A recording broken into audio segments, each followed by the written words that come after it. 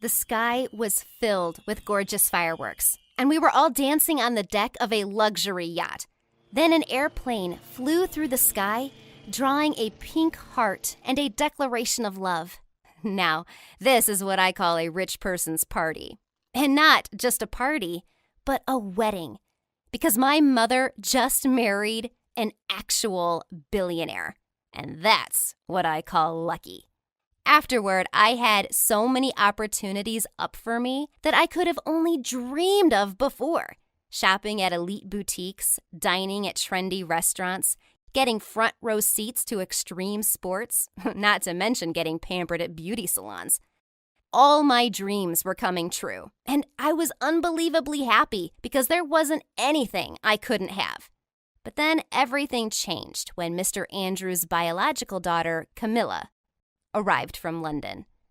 There was a real commotion in the mansion that day. Even my mom was extremely worried because she didn't know Mr. Andrews' daughter. She ran all over the place with a present for Camilla and ended up breaking an ancient Greek vase that Mr. Andrews loved, which was also incredibly expensive. I didn't understand what all the fuss was about because I didn't really care about meeting her. But I should have. Camilla threw a tantrum as soon as she stepped over the threshold of the house. She wouldn't shake hands with my mother, looked angrily at me and her father, and became completely hysterical. "How could you marry someone else? I thought you would be faithful to my mother," she shouted. Mr. Andrews said softly that her mother had died over 10 years ago, but that wasn't enough for Camilla. She was angry and upset, and she ran to her room in tears.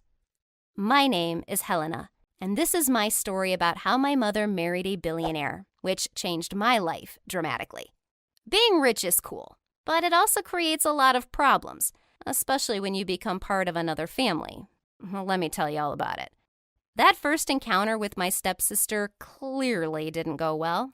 She didn't leave her room all evening, and Mom and Mr. Andrews were restless. No one expected her to react so violently to her father's new wife. It was only after night fell that she finally came out into the kitchen. She ignored everyone, though, aside from giving us a cold look. Her father wasn't happy, and he decided to talk to her. I don't know what exactly Mr. Andrews said to her, but Camilla came into the living room and apologized to us. But it wasn't a sincere apology. I could tell just by looking into her eyes that she hated me and my mom. And then she began to show it. She pulled the first of her underhanded tricks at a dinner party. Mr. Andrews decided to have a party in honor of his daughter's return from summer break, as well as in honor of the wedding.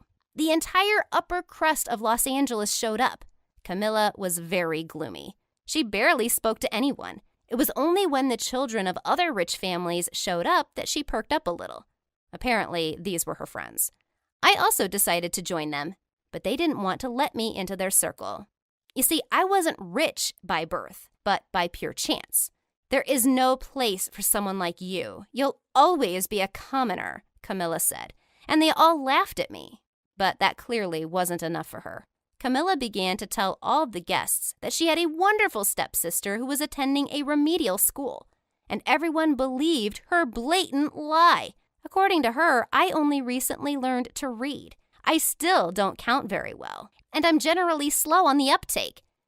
I wanted to pour punch on her expensive dress, but I held back. And then Camilla, when she found out that I was allergic to shrimp, slipped them onto my plate. And right in front of everyone, I began to choke, flush, and swell up. Mom immediately ran up to me, and Mr. Andrews called an ambulance. My allergy is so severe that I almost suffocated.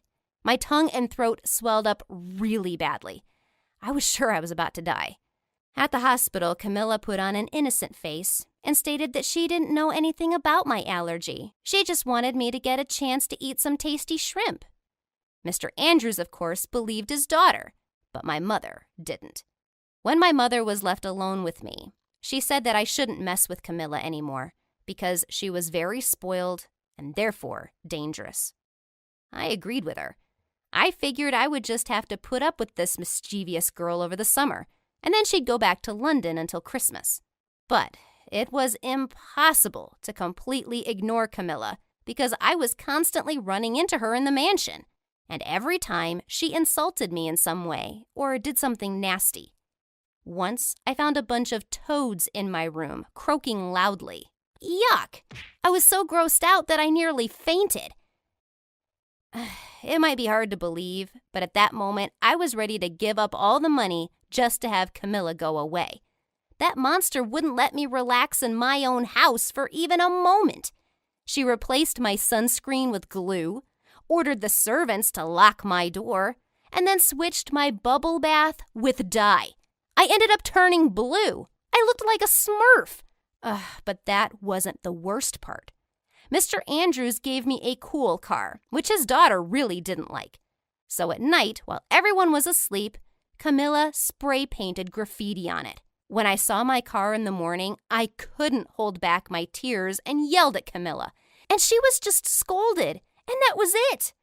I mean, just think, she ruined someone's car. What a minor thing, right? And then, when the whole family went to Disneyland, she paid a young employee a huge amount of money to stop the roller coaster right when I was hanging upside down. How do I know? Well, the worker got in trouble for what happened and threw Camilla under the bus. But she was the daughter of someone important, and she ended up getting off with a warning. Oh, great! And what about me? I was almost scared to death. I knew that Camilla was doing this on purpose to create tension in the family. She probably hoped that because of this, my father would divorce my mother. But despite everything, they were still happy and enjoyed each other's company. I was happy for them, but Camilla didn't want to share in their happiness. She was a selfish girl who didn't care about what her father wanted. She only cared about her happiness and comfort. She never thought about others. I thought all rich people were like that, but I was wrong again. When Mr. Andrews organized another party, a guy I hadn't seen the last time showed up. His name was Jake, and he tried to stay out of the thick of things. I went up to him and introduced myself. He also came from a wealthy family, but he wasn't spoiled because his parents were strict. It was difficult for him to talk to the other rich kids because he didn't spend tons of money on all sorts of nonsense. We got along well, and at the end of the evening, we swapped contact information. I was glad that I had a high society friend. Now these parties wouldn't be so boring anymore. And who would have thought that my friendship with Jake would help me get closer to Camilla? As it turned out, she had liked him for a long time. To her, he seemed mysterious and interesting, but she didn't dare approach him, since Jake avoided all the rich kids. Camilla suddenly came up to me and asked how I had managed to make friends with him. I was surprised at this question. I explained that Jake was an ordinary guy and that it was easier for him to talk to other ordinary people rather than snooty brats. Camilla instantly became sad and then asked me to teach her how to be an ordinary girl. I was pretty taken aback. I mean, it's not exactly something you can learn, is it? Especially not for someone like Camilla, who's been self-centered and spoiled since she was little. But for some reason, I couldn't say no. Camilla was family now, after all. So I started explaining to her how not to act in front of Jake. She even wrote down my advice. Believe it or not, we even rehearsed how normal people who don't spend a lot of money talk. My new sister tried to smile more and not look down on people. I never thought that having a crush on a guy could affect an arrogant rich kid that much. And our classes clearly did her good. For practice, she spent a lot of time talking to my mother during breakfast, which shocked everyone. They had a lot in common, so Camilla was able to quickly find a common language and even made friends with her. Mom was very happy, and Mr. Andrews was doubly happy. And when we were going to an expensive restaurant, Camilla asked my mother for advice on what dress she should wear. With that, my mother instantly blossomed and willingly helped her. I saw how Camilla's heart gradually melted, and she no longer seemed like the quarrelsome, spiteful person I met that first day. She probably just didn't get enough attention and couldn't come to terms with her mother's death. The day we met with Jake, she even got flustered. At first, the guy was skeptical of her because he knew how Camilla could be. But after a couple of hours of talking, his opinion changed. He saw a different side of her. She wasn't an arrogant brat. but a sweet and pleasant girl. I was very happy for them. Only this story had another darker side. All of Camilla's friends suddenly turned their backs on her. You see, they had nothing in common. But she could still go back to them if she went back to how she was and stopped spending time with rejects like me and Jake. Camilla was very worried because she cared about her friends. She thought about it for a long time and decided to act like a rich brat in front of them and like a kind girl in front of me and Jake. Only now she couldn't pass the test that her friends had prepared her for. They wanted her to sneak up to Jake's house and spray paint his convertible. I was shocked when Camilla agreed and even asked for my help.